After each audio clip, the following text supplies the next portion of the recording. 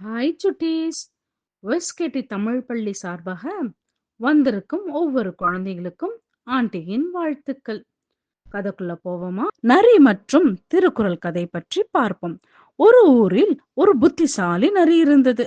அது அடிக்கடி வனத்தில் உள்ள மற்ற விலங்குகளை ஏமாற்றி தானே சாப்பிடுவதற்கு உணவுகளை வாங்கி வைத்துவிடும்.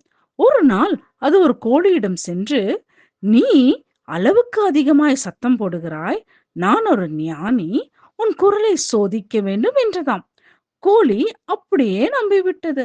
அதை பிடிக்க நரி முயன்றது. அந்த நேரத்தில் ஒரு பழைய புலவர் வந்தாராம். அவரிடம் கோழி கதையை சொன்னது. புலவர் ஆஹா என்று சிரித்துவிட்டு, தீமை செய்யும் ஒருவனுக்கு தீமைதான் நிகழும், நன்மை செய்யும் ஒருவனுக்கு நன்மையே கிட்டும். புலவர் நரியை விரட்டினார். நரியோ ஓடிவிட்டது. அதன் பின்னர் அது எவரையும் ஏமாற்றாமல் உண்மை வாழ்க்கை நடத்த தொடங்கியது. நன்றி.